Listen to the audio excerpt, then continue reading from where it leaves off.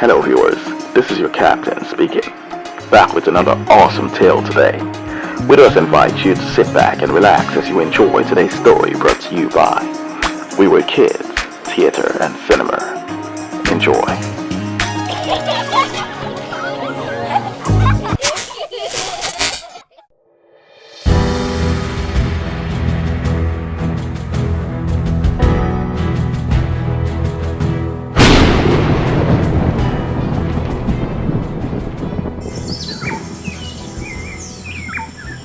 A long time ago, there lived a great and powerful lion who ruled over the whole animal kingdom. Amongst all the animals, there was none like unto him in strength and majesty. Whenever he roared, every other animal shook at his might. He wasn't only strong and fierce, but he was also wise and just in ruling his kingdom and in administering judgment. Although feared, he was also loved and appreciated by all the other animals in the kingdom. And whenever there was a dispute or a matter, they were confident that he would always give a fair and just ruling. As a result of his admirable traits, all the animals listened to the words of wisdom which he taught every Saturday on a very high hill, which he used as a podium to address the animals in his kingdom. At the end of every address on the seventh day of each week, the animals marveled and were always stunned at his level of wisdom and charisma, that they whispered amongst themselves, wondering how he, the lion, got so wise. All aspired to be like him in character, but one of the animals, the eagle, wanted more. He was jealous of the lion, and he wanted his position. Every day, his jealousy grew, and the spirit of entitlement and envy whispered so strongly in him, so much that he thought to himself, saying, Am I not a large bird? I walk on land and I fly. I have a powerful beak with which I permeate the flesh and shatter the bones of my victims. Almost all the animals rattle at the sound of my screams in the sky and the flapping of my gigantic wings whenever I fly, parting the air into two. Who is this lion that feels so mighty? Why does everyone love and fear him? Am I not as strong as he is? Even stronger? Yes, stronger. For if I make war with him on land, how shall he catch me or war with me in the skies?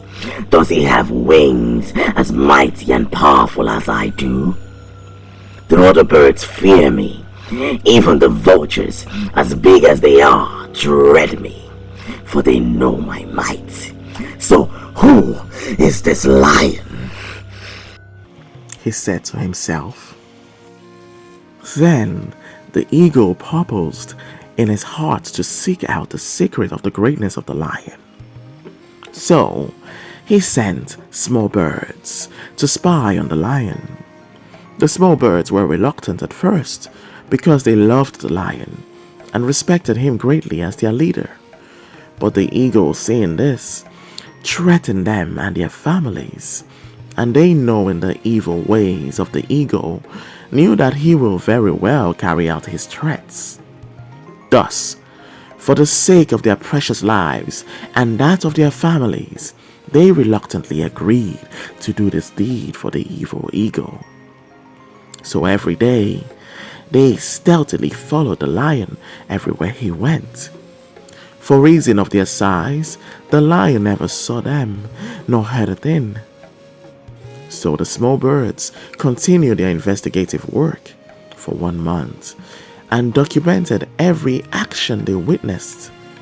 What they heard, they scribbled on the ground. What they saw, they also scribbled illustrations on the ground. So after a month of detective duty, following the lion everywhere he went, as was instructed by the eagle, they returned to the dark and eerie-looking cave set on a very high hill with jagged rocks called the Seer Mount, wherein the evil eagle dwelt, to whom they delivered all the compiled reports that they had made.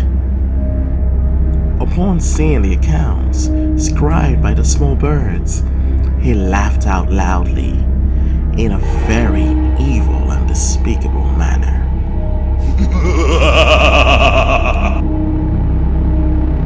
Hearing this weighed heavy on the conscience of the little birds, but they did what they had to do for their safety and that of their families. Then the evil eagle commenced to read the accounts and to observe the illustrations registered by the small birds, and he exclaimed in rage, How is this possible? This can't be the source of the lion's wisdom and power. The evil eagle then proceeds to read aloud.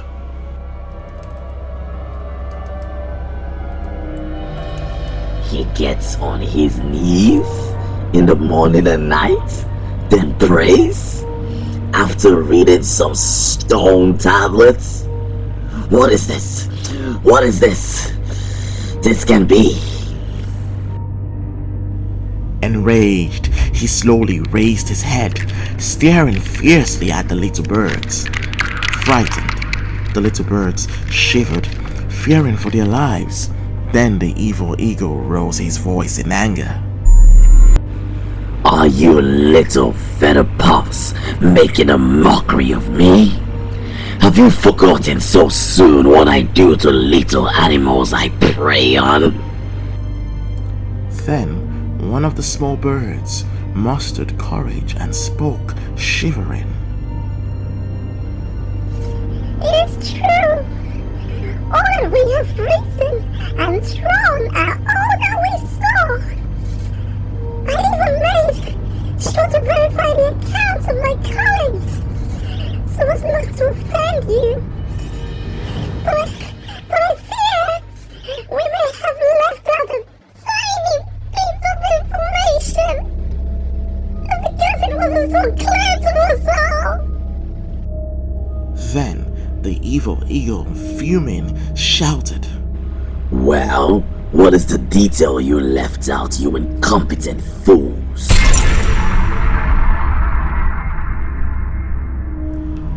The brave small bird responding said, We heard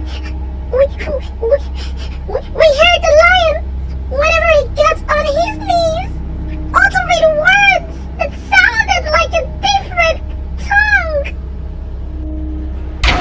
Well, can you make out what he said?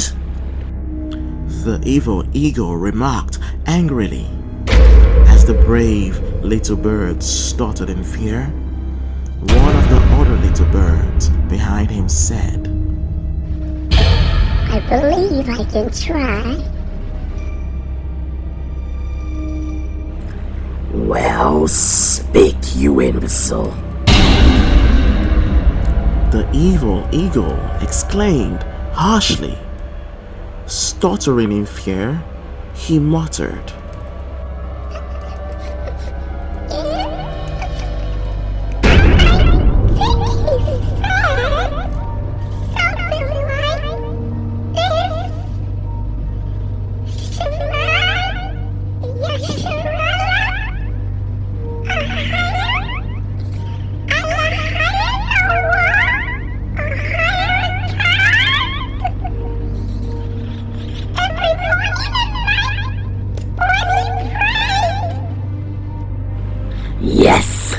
Yes, that must be the source of his power. Now I just have to know what is written on those tablets this incompetent buffoon saw. Then, raising his voice fiercely, he said, Leave my presence, you fools, before I decide to punish you for your incompetence. And immediately they fled towards the exit of the cave. While they fled, the evil eagle said, Make sure you speak no word of this our venture, or it shall be your last.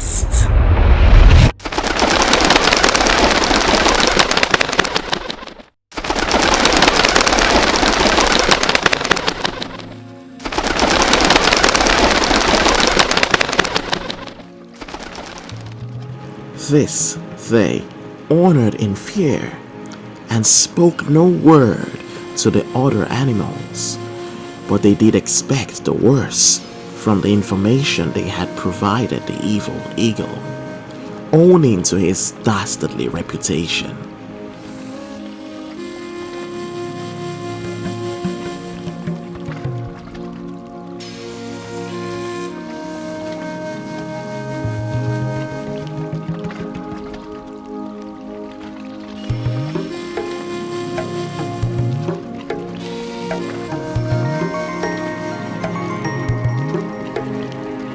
The next day, the eagle flew in the skies, stealthily hovering the parts provided by the small birds, till he got to the lion's lair in the evening. And the evil eagle observed that the accounts given by the small birds were indeed true, and he said to himself, Those fools were right after all. As he watched closely, he saw the stone tablet that the lion read daily and thought of a way to get his crooked hands on it, so as to see what is written therein. Pondering in himself, he devised a plan to distract the lion, and he forthwith went out to carry it out.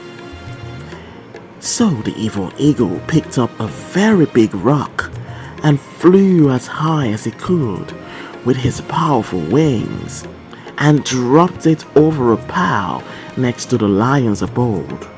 This made a big bang, which rattled the lion. Then the lion leaped up and ran out to investigate the matter. This gave the evil eagle opportunity to sweep in to quickly read the contents of the tablet and sweep out when he was done reading. On the tablet, there was a list of commands, and it was written, Do all these, and you will be blessed. And I will send the spirit of wisdom unto you, to lead you to all truth, and make you wise above the other animals in the kingdom. But if you do the contrary, you will be cursed, and be brought down to nothing. So the evil eagle, before dashing out, took note of all the instructions and ran out quickly.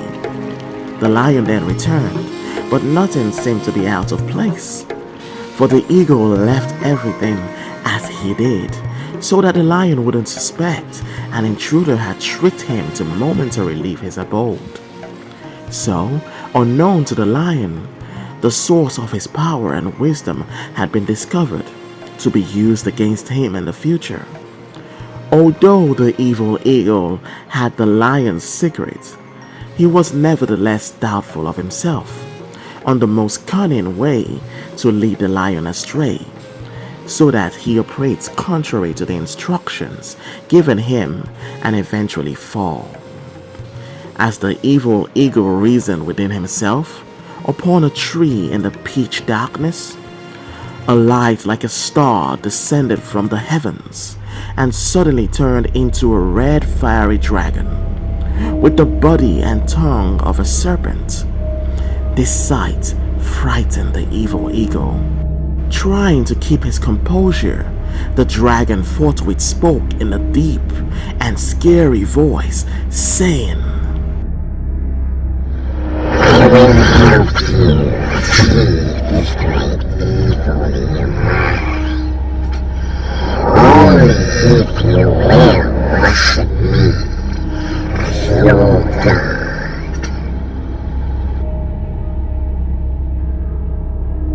Seeing how mystical and powerful the dragon was in the eyes of the evil eagle, he responded saying,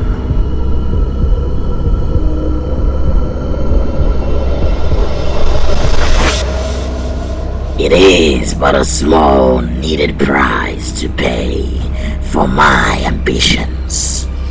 I will worship you, said the eagle.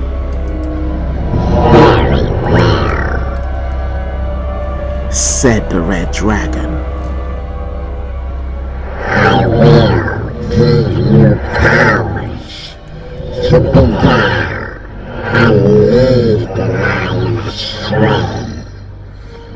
Only then shall you have power over him.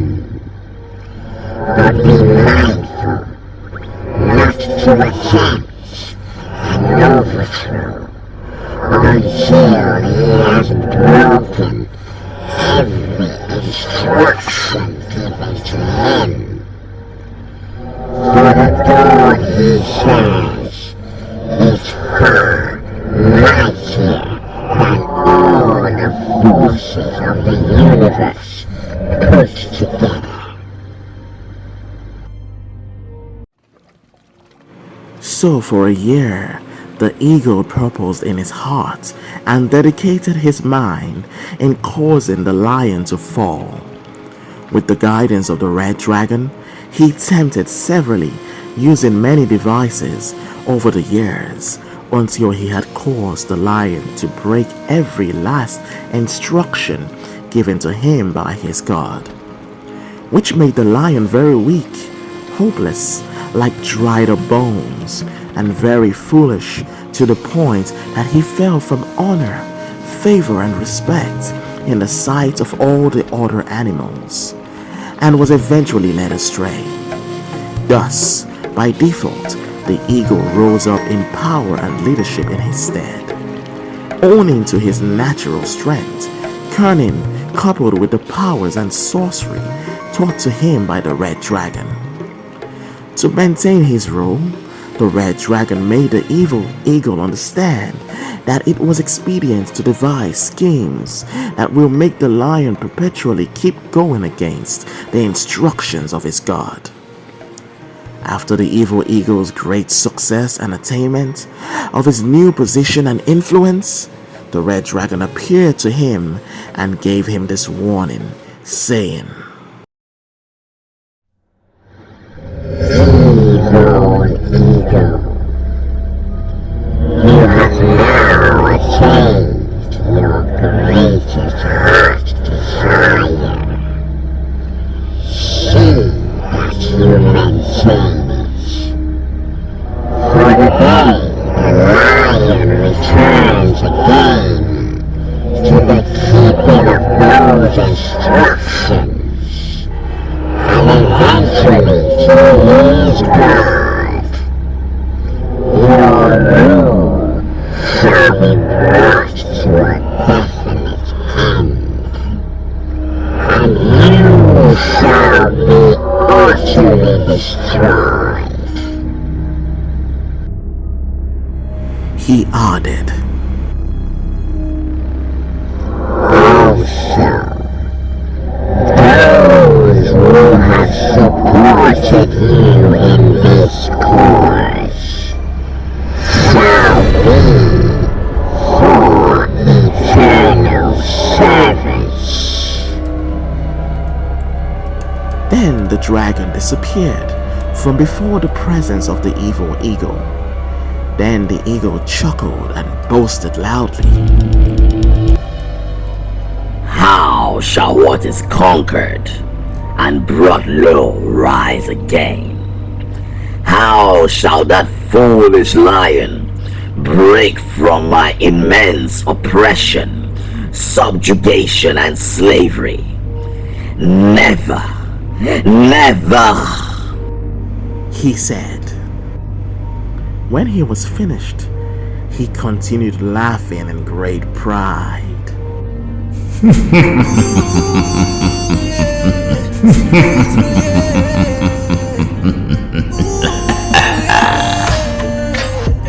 When you tell the truth, they gon' hate you.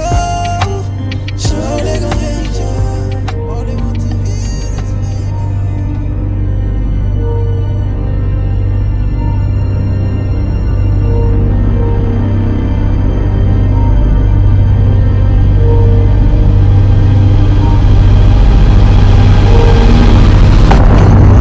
there are many people out there teaching. Whoa. Okay, now, so if you made it this far and you enjoyed the story, why don't you leave us a comment? We will definitely love to hear what your thoughts are about the story, and of course, hear your opinions on the moral of the story. We're a brand new channel, and we just need your support. So please drop a like, share this video, and of course, just before you head out, be sure to subscribe. This way, you are automatically notified on new posts. Doing this will keep us encouraged, motivated to keep making more lovely videos just like this one. Bye. because without love, you can do no right.